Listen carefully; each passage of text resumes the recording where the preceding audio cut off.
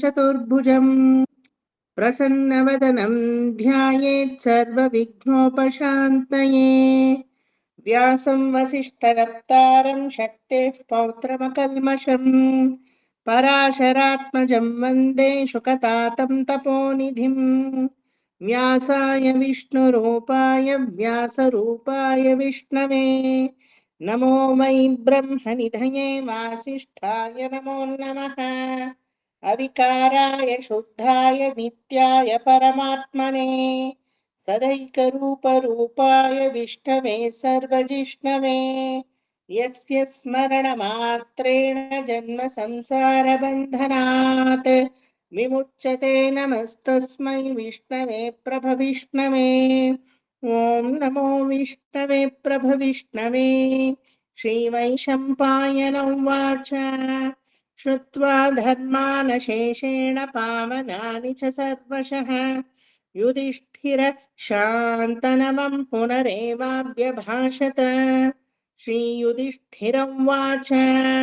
किमेकं दैवतं लोके किं वाप्येकं परायणम् स्तुवन्तः कङ्कमर्चन्तः प्राप्नुयुर्मानवा शुभम् को धर्मः सर्वधर्माणां भवतः परमो मतः किं जपन्मुच्यते जन्तुर्जन्म संसारबन्धनात्। श्रीभीष्म उवाच जगत्प्रभुं देवदेवमनन्तं पुरुषोत्तमं स्तुवन्नाम सहस्रेण पुरुषः सततोत्थितः तमेव चार्चयन् नित्यं भक्त्या पुरुषमव्ययम् ध्यायन् स्तुवन्नमस्यंश्च यजमानस्तमेव च अनादिनिधनं विष्णुं सर्वलोकमहेश्वरम् लोकाध्यक्षं स्तुवन्नित्यं सर्वदुःखातिगो भवेत् ब्रह्मण्यं सर्वधर्मज्ञं लोकानां कीर्तिवर्धनम् लोकनाथं महद्भूतं सर्वभूतभवोद्भवम् एष मे सर्वधर्माणां धर्मोऽधिकतमो मतः यद्भक्त्या पुण्डरीकाक्षं स्तवैरार्चेन्नरः सदा परमम्यो महत्तेजः परमम्यो महत्तपः परमम्यो महद्ब्रह्मा परमम्यः परायणम् पवित्राणां पवित्रम्यो मङ्गलानां च मङ्गलम् दैवतं देवतानां च भूतानां यो व्ययः पिता यतः सर्वाणि भूतानि भवन्त्यादियुगागमे यस्मिंश्च प्रलयन्यान्ति पुनरेव युगक्षये तस्य लोकप्रधानस्य जगन्नाथस्य भूपते विष्णोर्नाम सहस्रं मे शृणु पापभयापहम् यानि नामानि गौणानि विख्यातानि महात्मनः ऋषिभिः परिगीतानि तानि वक्ष्यामि भूतये ऋषिर्नाम्नां सहस्रस्य वेदव्यासो महामुनिः छन्दोऽनुष्ठुप् तथा देवो भगवान् देवकीसुतः अमृतांशुद्भवो बीजं शक्तिर्देवकीनन्दनः त्रिसामाहृदयं तस्य शान्त्यर्थे विनियुज्यते विष्णुं जिष्णुं महाविष्णुं प्रभविष्णुं महेश्वरम् अनेकरूपदैत्यान्तं नमामि पुरुषोत्तमम् अस्य श्रीविष्णोर्दिव्यसहस्रनामस्तोत्रमहामन्त्रस्य श्रीवेदव्यासो भगवान् ऋषिः अनुष्टुप् छन्दः श्रीमहाविष्णुः परमात्मा श्रीमन्नारायणो देवता अमृतांशोद्भवो भानुरिति बीजम् देवकीनन्दनः स्रष्ठेति शक्तिः उद्भवः क्षोभणो देव इति परमो मन्त्रः शङ्खवृन्नन्दकी चक्रीति कीलकम् शार्ङ्गधन्मा गदाधर इत्यस्त्रम् रथाङ्गपाणिरक्षोभ्य इति नेत्रम् त्रिसामसामगः सामेति कवचम् आनन्दं परब्रह्मेति योनिः ऋतुः सुदर्शनकाल इति दिग्बन्धः श्रीविश्वरूप इति ध्यानम् श्रीमहाविष्णुप्रीत्यर्थे सहस्रनाम पारायण जपे विनियोगः ध्यानम् क्षीरोधन्वत्प्रदेशे शुचिमणिविलसत्सैकतैर्मौक्तिकानाम् माला क्लृप्तासनस्थस्फटिकमणिनिभैर्मौक्तिकैर्मण्डिताङ्गः शुभ्रैरभ्रैरदभ्रैरुपरि विरचितैर्मुक्तपीयूषवर्षैः आनन्दीनः पुनीयादरिनलिनगदा शङ्खपाणिर्मुकुन्दः भूः पादौ यस्य नाभिर्वियदसुरनिरश्चन्द्रसूर्यौ च नेत्रे कर्णावाशाशिरोढ्योर्मुखमपि दहनो यस्य वास्तेयमब्धिः अन्तस्थं यस्य विश्वं सुरनरखगो भोगि गन्धर्वदैत्यैः चित्रं रम्यते तं त्रिभुवनवपुषं विष्णुमीशं नमामि ॐ नमो भगवते वासुदेवाय शान्ताकारं भुजगशयनं पद्मनाभं सुरेशं विश्वाधारं गगनसदृशं मेघवर्णं शुभाङ्गम् लक्ष्मीकान्तं कमलनयनं योगिहृद्ध्यानगम्यं वन्दे विष्णुं भवभयहरं सर्वलोकैकनाथं मेघश्यामं पीतकौशेयवासं श्रीवत्साङ्कं कौस्तुभोद्भासिताङ्गम् पुण्योपेतं पुण्डरीकायताक्षं विष्णुं वन्दे सर्वलोकैकनाथम् नमः समस्तभूतानामादिभूताय भूभृते अनेकरूपरूपाय विष्णवे प्रभविष्णवे सशङ्खचक्रं सकिरीटकुण्डलं सपीतवस्त्रं सरसीरुहेक्षणम् सहारवक्षस्थलशोभिकौस्तुभं नमामि विष्णुं शिरसा चतुर्भुजम् छायायां पारिजातस्य हेमसिंहासनोपरि आसीनमम्बुदश्याममायताक्षमलङ्कृतम् चन्द्राननं चतुर्बाहुं श्रीवत्साङ्कितवक्षसम् रुक्मिणी सत्यभामाभ्यां सहितं कृष्णमाश्रये ॐ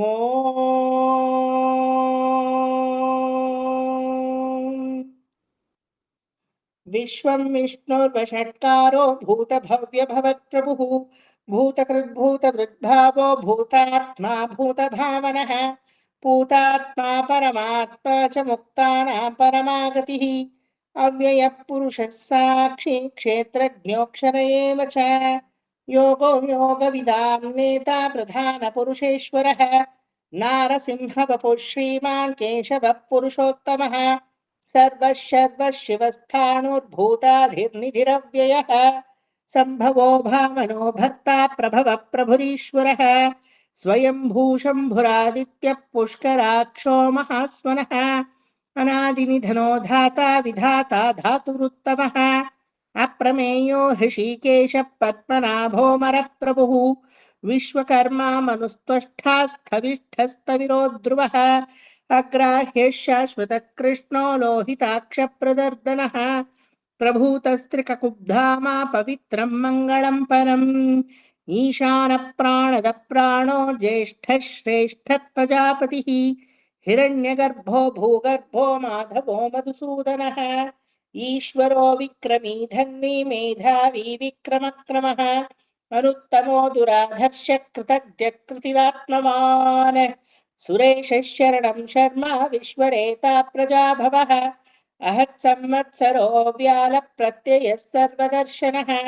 अजः सर्वेश्वरः सिद्धः सिद्धिः सर्वादिरच्युतः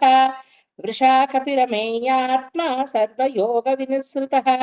वसुर्वसुमनः सत्यः समात्मा संमितः समः अमोघः पुण्डरीकाक्षो वृषकर्मा वृषाकृतिः रुद्रो बहुशिरा बभ्रुर्विश्वयोनिशुचिश्रवाः अमृतः शाश्वतस्थाणुर्वरारोहो महातपाः सर्वगः सर्वविद्भानुर्विश्वक्सेनो जनार्दनः वेदो वेदविदव्यङ्गो वेदाङ्गो वेदवित्कविः लोकाध्यक्षः सुराध्यक्षो धर्माध्यक्षः कृताकृतः चतुरात्मा चतुर्व्यूहश्चतुर्दंष्टश्चतुर्भुजः भ्राजिष्णुर्भोजनं भोक्ता सहिष्णुर्जगदादिजः अनगो विजयो जेता विश्वयोनिः पुनर्वसुः उपेन्द्रो वामनप्रांशुर्रमोघः शुचिरूर्जितः अतीन्द्रः सङ्ग्रहः सर्गो धृतात्मा नियमो यमः वेद्यो वैद्यः सदा योगी वीरः माधवो मधुः अतीन्द्रियो महामायो महोत्साहो महाबलः महाबुद्धिर्महावीर्यो महाशक्तिर्महाद्युतिः अनिर्देश्य वपुः श्रीमान् रमेयात्मा महाधृतिः महेश्मासो महीभर्ता श्रीनिवासः सतां गतिः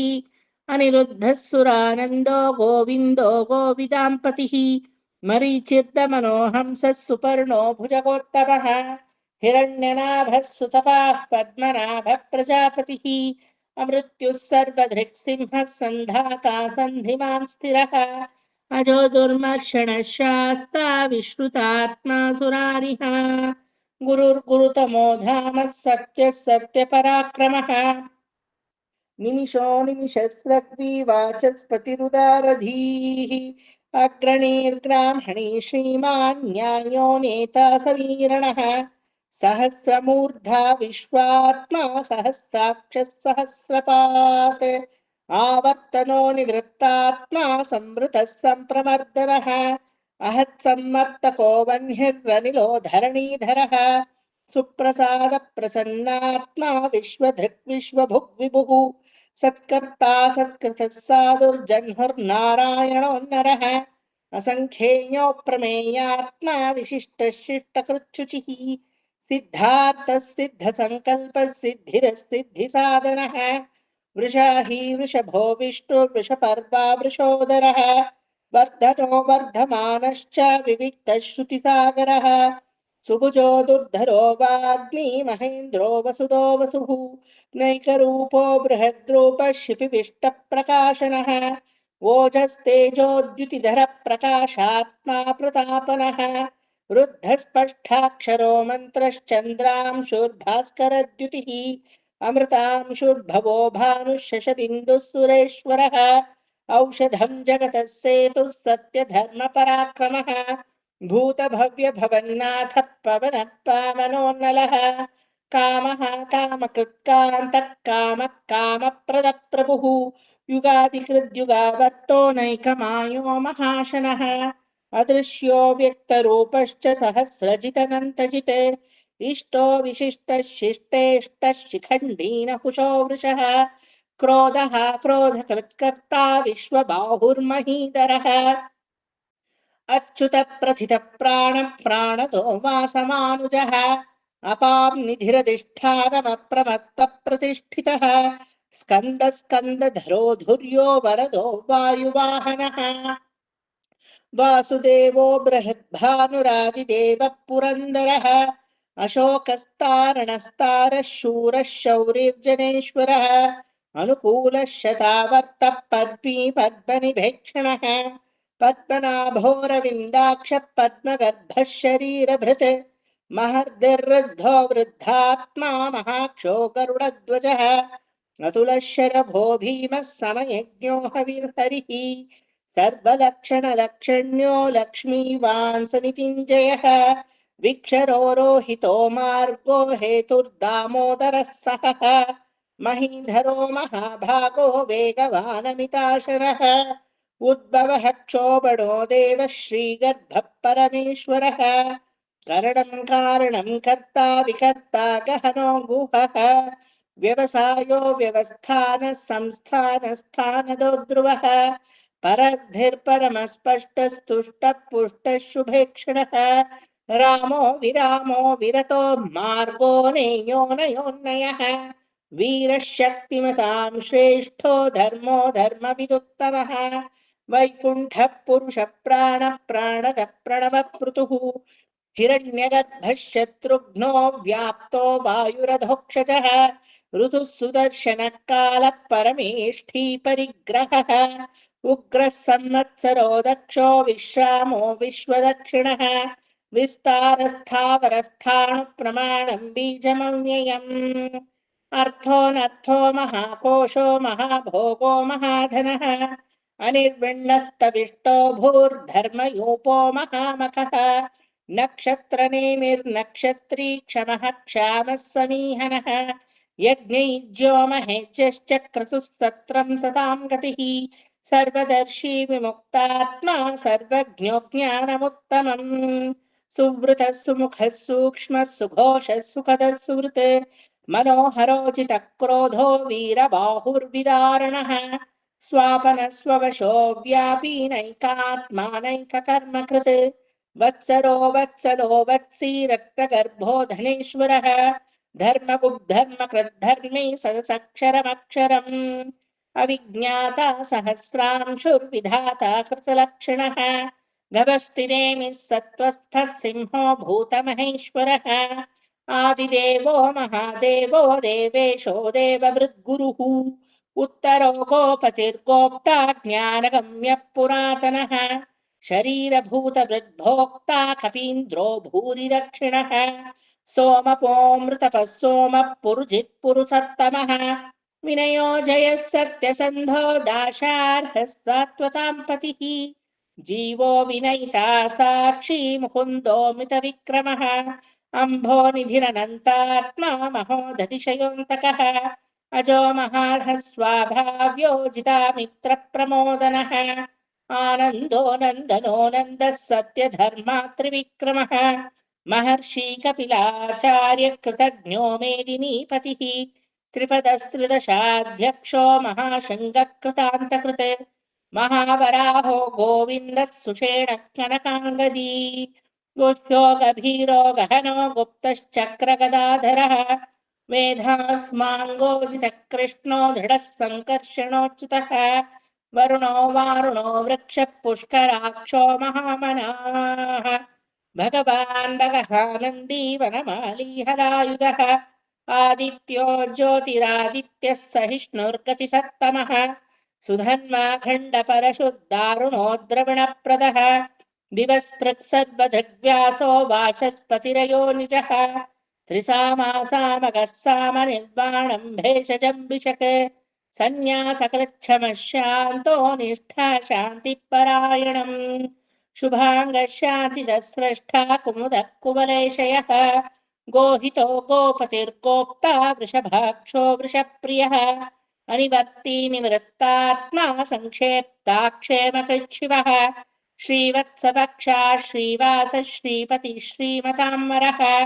श्रीधः श्रीशः श्रीनिवास श्रीनिधिः श्रीविभावनः श्रीधर श्रीकर श्रेय श्रीमान् लोकत्रयाश्रयः स्वक्षस्वङ्गः शतानन्दो नन्दिर्ज्योतिर्गणेश्वरः विजितात्मा विधेयात्मा सत्कीर्तिश्छिन्न संशयः उदीर्णः सर्वतच्छक्षुर्वनीशः शाश्वतस्थिरः भूषयो भूषणो भूतिर्विशोकः शोकनाशनः अर्चिष्मानर्चितः कुम्भो विशुद्धात्मा विशोधनः अनिरुद्धो प्रतिरथ प्रद्युम्नोमितविक्रमः कालनेमिनिहावीरः शौरिः शूरजनेश्वरः त्रिलोकात्मा त्रिलोकेशः केशवः केशिहा हरिः कामदेवः कामपालः कामी कान्तः कृतागमः अनिर्देश्य वपुर्विष्णुर्वीरोऽनन्तो धनञ्जयः ब्रह्मण्यो ब्रह्मकृद्ब्रह्मा ब्रह्म ब्रह्मविवर्धनः ब्रह्मविद्ब्राह्मणो ब्रह्मी ब्रह्मज्ञो ब्राह्मणप्रियः महाक्रमो महाकर्मा महातेजा महोरगः महाक्रतुर्महायज्वा महायज्ञो महाहविः स्तव्यस्तवप्रियस्तोत्रम् स्तुतिस्तोतारणः प्रियः पूर्णः पूरयिता पुण्यः पुण्यकीर्तिरनामयः मनोजवस्तीर्थकरो वसुरेता वसुप्रदः वसुप्रदो वासुदेवो वसुर्वसुमनाहविः सद्गतिः सत्कृतिः सत्ता सद्भूतिः सत्परायणः शूरसेनो यदुश्रेष्ठः सन्निवासः सुयामुनः भूतावासो वासुदेवः सर्वासुनिलयोन्नलः दर्पः दर्पदो दृप्तो दुर्धरोऽथापराजितः विश्वमूर्तिर्महामूर्तिर्दीप्तमूर्तिरमूर्तिमान् अनेकमूर्तिरव्यक्तः शतमूर्तिः शताननः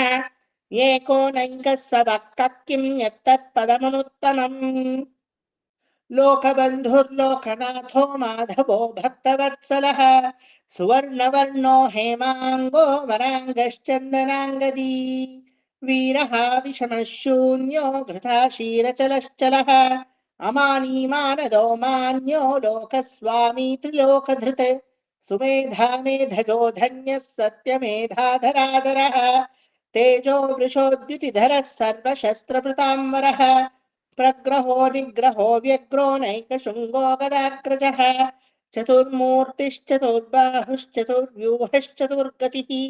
चतुरात्मा चतुर्भावश्चतुर्वेदविदेकपात् समावर्तो निवृत्तात्मा दुर्जयो दुरतिक्रमः दुर्लभो दुर्गमो दुर्गो दुरावासो दुरारिः शुभाङ्गो लोकसारङ्गस्तुतन्तुस्तन्तुवर्धनः इन्द्रकर्मा महाकर्मा कृतकर्मा कृतागमः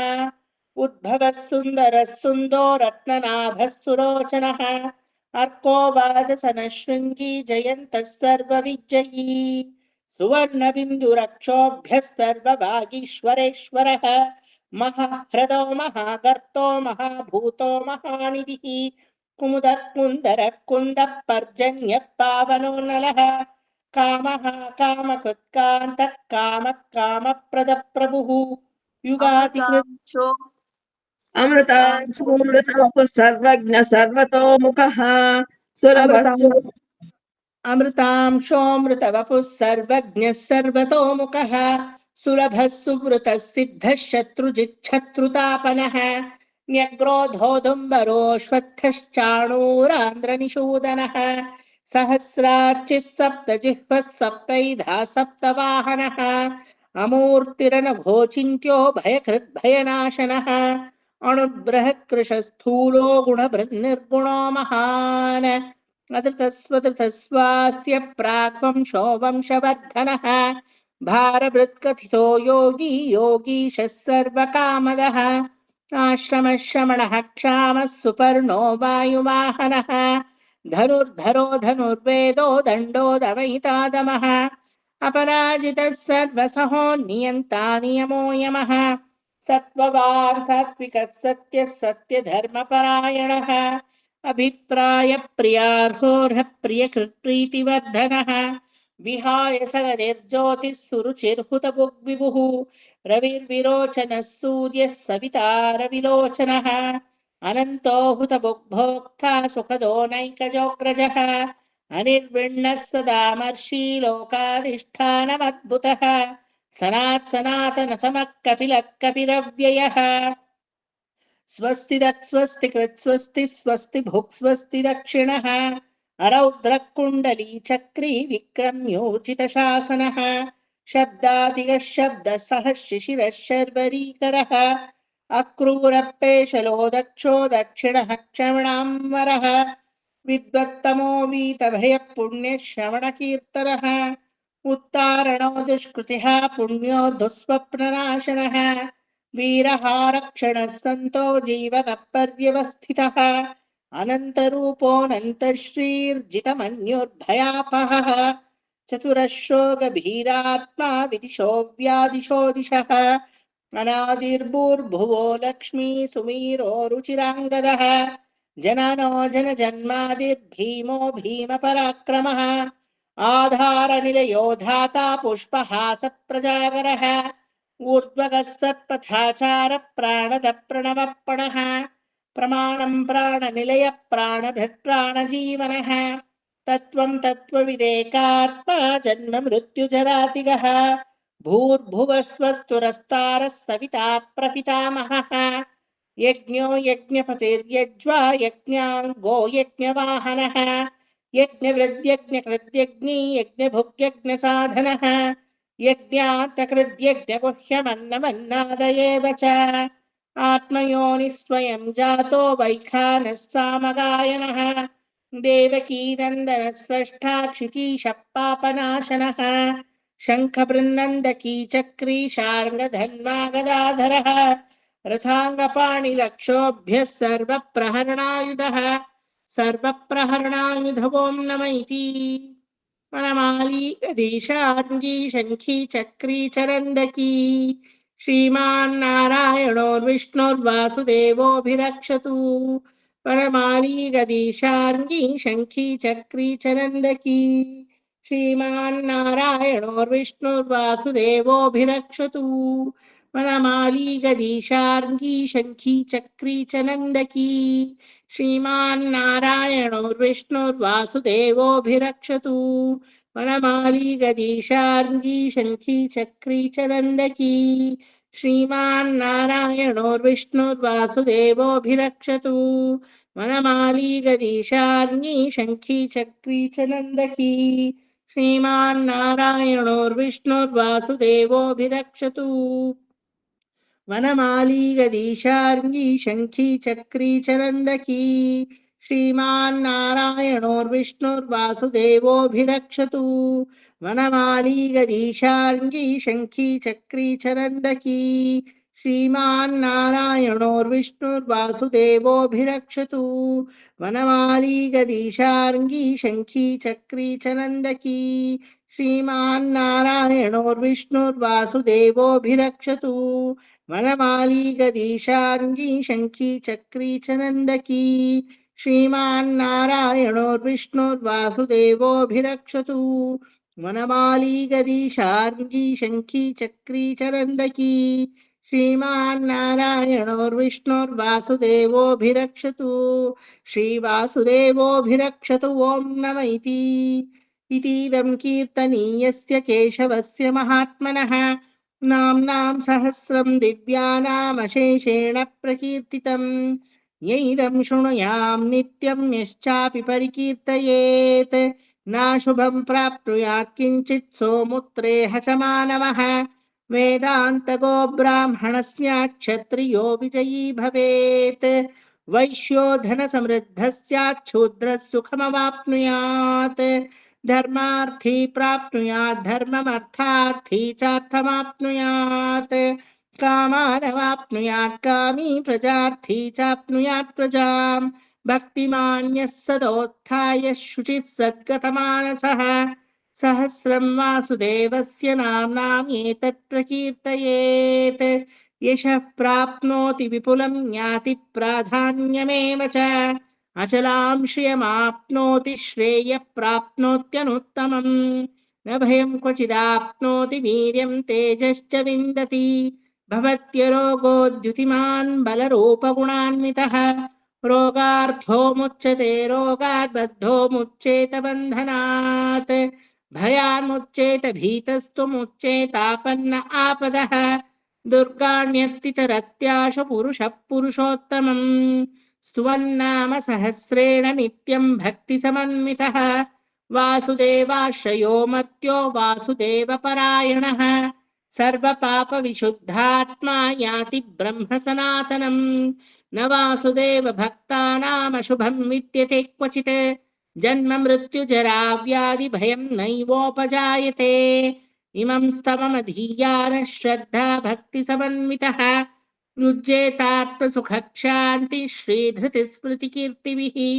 न क्रोधो न च मात्सर्यं न लोभो नाशुभामतिः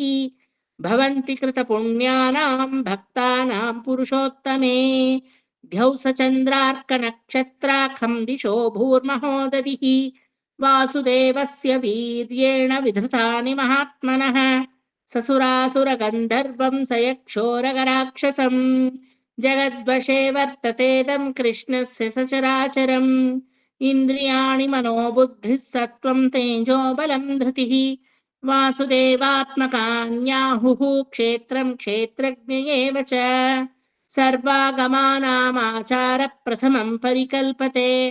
आचारप्रभवो धर्मो धर्मस्य प्रभुरच्युतः ऋषयः पितरो देवा महाभूतानि धातवः जङ्गमा जङ्गमं छेदं जगन्नारायणोद्भवम् योगो ज्ञानं तथा साङ्ख्यं विद्या शिल्पादिकर्म च वेदाशास्त्राणि विज्ञानमेतत् सर्वं जनार्दनात् एको विष्णुर्महद्भूतं पृथग्भूतान्यनेकशः त्रीन् लोकान्याप्य भूतात्मा भुङ्क्ते विश्वभुगव्ययः इमं स्तवं भगवतो विष्णोर्व्यासेन कीर्तितम् पठेद्य इच्छेत् पुरुषः श्रेयः प्राप्तुं सुखानि च विश्वेश्वरमजं देवं जगतः प्रभुमव्ययम् भजन्ति ये पुष्कराक्षं न ते यान्ति पराभवम् न ते यान्ति पराभवं न वैति अर्जुन उवाच पद्मपत्रविशालाक्ष पद्मनाभसुरोत्तम भक्तानामनुरक्तानां त्राता भव जनार्दन श्रीभगवानुवाच यो मां नाम सहस्रेण स्तोतुमिच्छति पाण्डव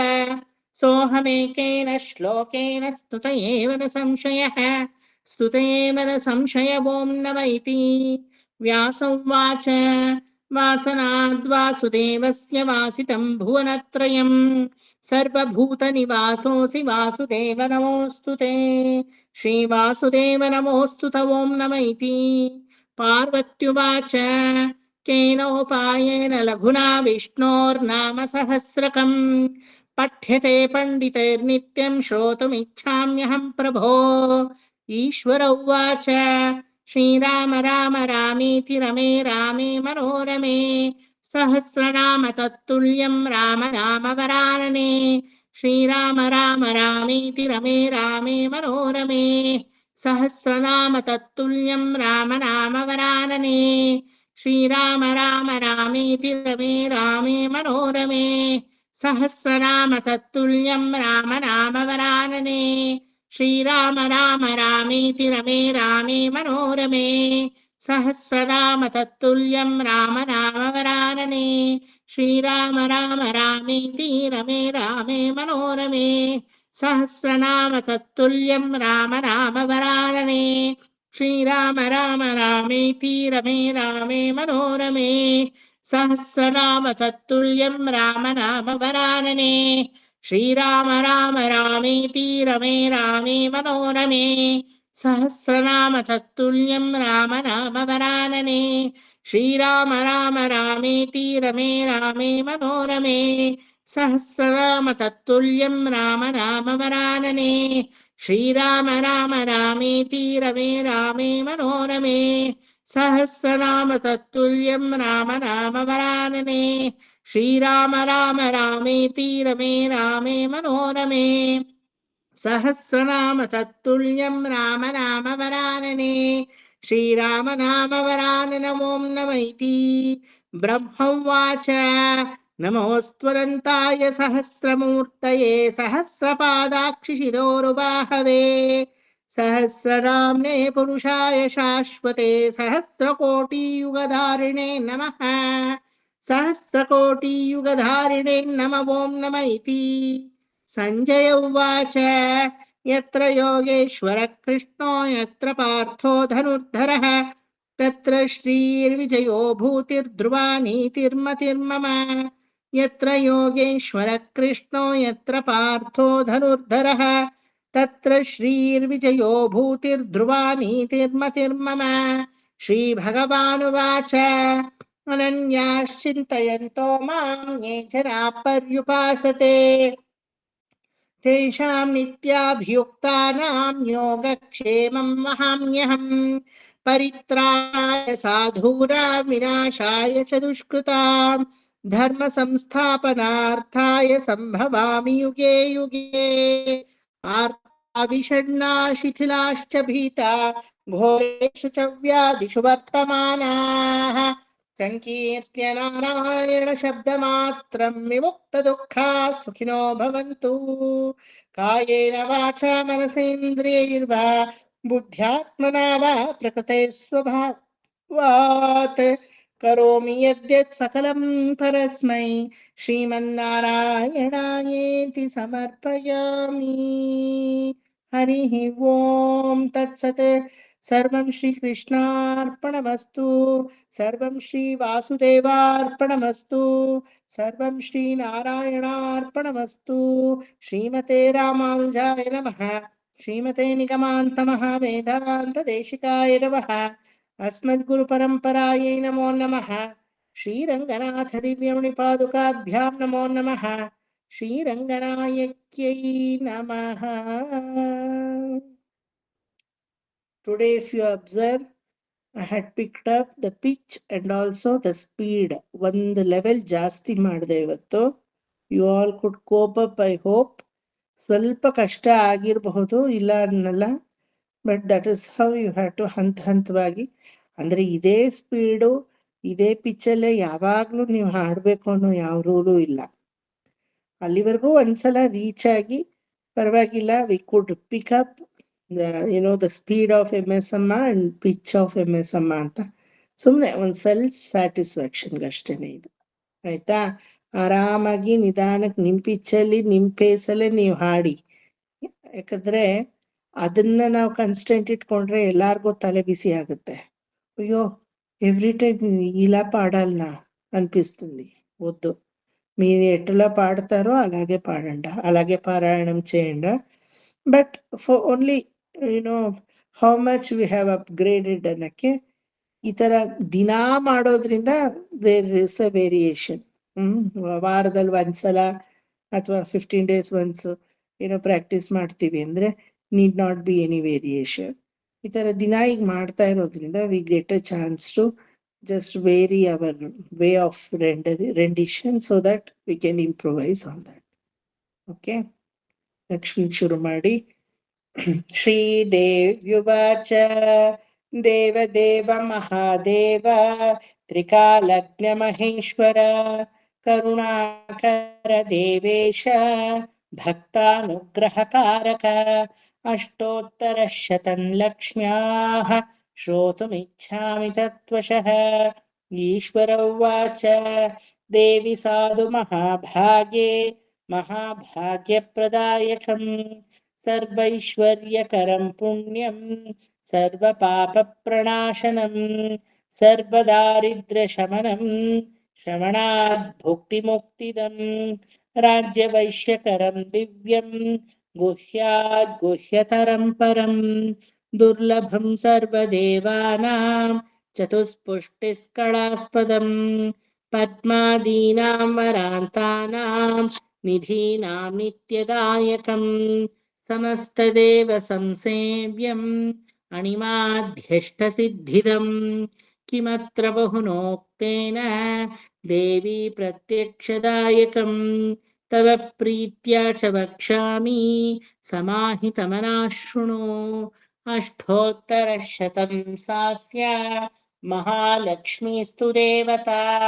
ಕ್ಲೀಂ ಬೀಜಂ ಪದಮಿತ್ಯುಕ್ತಂ ಶಕ್ತಿಸ್ತು ಭುವನೇಶ್ವರಿ ಅಂಗಣ್ಯಾಸಃ ಕರಣ್ಯಾಸಃ ಸಾಹಿತ್ಯಾದಿಪ್ರಕೀರ್ತಿತಃ ಧ್ಯಾನಂ ವಂದೇ ಪದ್ಮಕರಾಂ ಪ್ರಸನ್ನವದನಾಂ ಸೌಭಾಗ್ಯದಾಂ ಭಾಗ್ಯದಾಂ ಹಸ್ತಾಭ್ಯಾಂ ಅಭಯಪ್ರದಾಂ ಮಣಿಗಣೈರ್ನಾನಾವಿಧೈರ್ಭೂಷಿತಾಂ ಭಕ್ತಾಭೀಷ್ಟಫಲಪ್ರದಾಂ ಹರಿಹರ ಬ್ರಹ್ಮಾದಿಭಿಃ ಸೇವಿತಾಂ ಪಾರ್ಶ್ವೇ ಪಂಕಜಶಂಖಪದ್ಮನಿಧಿಭಿರ್ಯುಕ್ತಾಂ ಸದಾ ಶಕ್ತಿಭಿಃ ಸರಸಿಜನಿಲಯೇ ಸರೋಜಹಸ್ತೆ ಧವಳತಮಾಂ ಶುಕಗಂಧಮಾಲ್ಯಶೋಭೆ ಭಗವತಿ ಹರಿವಲ್ಲಭೆ ಮನೋಜ್ಞೆ ತ್ರಿಭುವನಭೂತಿಕರಿ ಪ್ರಸೀದ ಮಹ್ಯಂ. ಓಂ ಪ್ರಕೃತಿಂ ವಿಕೃತಿಂ ವಿದ್ಯಾಂ ಸರ್ವಭೂತಹಿತಪ್ರದಾಂ ಶ್ರದ್ಧಾಂ ವಿಭೂತಿಂ ಸುರಭಿಂ ನಮಾಮಿ ಪರಮಾತ್ಮಿಕಾಂ. ವಾಚಂ ಪದ್ಮಾಲಯಾಂ ಪದ್ಮಾಂ ಶುಚಿಂ ಸ್ವಾಹಾಂ ಸ್ವಧಾಂ ಸುಧಾಂ ಧನ್ಯಾಂ ಹಿರಣ್ಮಯೀಂ ಲಕ್ಷ್ಮೀಂ ನಿತ್ಯಪುಷ್ಟಾಂ ವಿಭಾವರೀಂ ಅದಿತಿಂ ಚದಿತಿಂ ದೀಪ್ತಾಂ ವಸುಧಾಂ ವಸುಧಾರಿಣೀಂ ನಮಾಮಿ ಕಮಲಾಂ ಕಾಂತಾಂ ಕಾಮಾಕ್ಷೀಂ ಕ್ಷೀರಸಂಭವಾಂ ಅನುಗ್ರಹಪರಾಂ ಬುದ್ಧಿಂ ಅನಘಾಂ ಹರಿವಲ್ಲಭಾಂ ಅಶೋಕಾಂ ಅಮೃತಾಂ ದೀಪ್ತಾಂ ಲೋಕಶೋಕ ವಿನಾಶಿನೀಂ नमामि धर्मनिलयां करुणां लोकमातरम् पद्मप्रियां पद्महस्तां पद्माक्षीं पद्मसुन्दरीं पद्मोद्भवां पद्ममुखीं पद्मनाभप्रियां रमां पद्ममालां धरां देवीं पद्मिनीं पद्मगन्धिनीं पुण्यगन्धां सुप्रसन्नां प्रसादाभिमुखीं प्रभां नमामि चन्द्रवदनां चन्द्रां चन्द्रसहोदरीं चतुर्भुजां चन्द्ररूपाम् इन्दिरामिन्दुशीतलाम् आह्लादजननीं पुष्टिं शिवां शिवकरीं सतीं विमलां विश्वजननीं तुष्टिं दारिद्र्यनाशिनीं प्रीतिपुष्करणीं शान्तां शुक्लमाल्यां भरां श्रियं भास्करीं बिल्वनिलयां वरारोहां यशस्विनीं वसुन्धरां मुदाराङ्गां हरिणीं हेममालिनीं धनधान्यकरीं सिद्धिं स्त्रैण्यसौम्यां शुभप्रदां नृपवेश्वगतानन्दां वरलक्ष्मीं वसुप्रदां शुभां हिरण्मयप्राकारां समुद्रतनयां जयां नमामि मङ्गलां देवीं विष्णुवक्षस्थलस्थितां विष्णुपत्नीं प्रसन्नाक्षीं नारायणसमाश्रितां दारिद्र्यध्वंसिनीं देवीं सर्वोपद्रववारिणीं नवदुर्गां महाकाळी ब्रह्मविष्णुशिवात्मिकां त्रिकालज्ञानसम्पन्नां नमामि भुवनेश्वरीम् लक्ष्मीं क्षीरसमुद्रराजतनयां श्रीरङ्गधामेश्वरीं दासीभूतसमस्तदेववनितां लोकैकदीपाङ्कुरां श्रीमन्मन्दकटाक्षलब्धविभव ब्रह्मेन्द्रगङ्गाधरां त्वां त्रैलोक्यकुटुम्बिनीं सरसिजां वन्दे मुकुन्दप्रियां मातर्नमामि कमले कमलायताक्षी श्रीविष्णुहृत्कमलवासिनी विश्वमातः क्षीरोदजे कमलकोमलगर्भगौरीं लक्ष्मी प्रसीद सततं नमतां शरण्ये त्रिकालं योज्जपेद्विद्वान् षण्मासं विजितेन्द्रियः दारिद्र्यध्वंसनं कृत्वा सर्वमाप्नोति यत्नतः देवी नाम सहस्रेषु पुण्यमष्टोत्तरं शतम् येन श्रियमवाप्नोति कोटिजन्मदरिद्रतः भृगुवारे शतं धीमान् पठेद्ध्वंस्तरमात्रकम् अष्टैश्वर्यमवाप्नोति कुबेर इव भूतले दारिद्र्यं मोचनं नाम स्तोत्रमम्बा परं शतम् येन श्रियमवाप्नोति कोटिजन्मदरिद्रतः भुक्त्वा ते विपुलान् भोगान् अस्या सायुज्यमाप्नुयात् प्रातःकाले पठे नित्यं सर्वदुःखोपशान्तये पठस्थुं चिन्तये देवीं सर्वाभरणभूषिता सर्वं श्रीकृष्णार्पणमस्तु।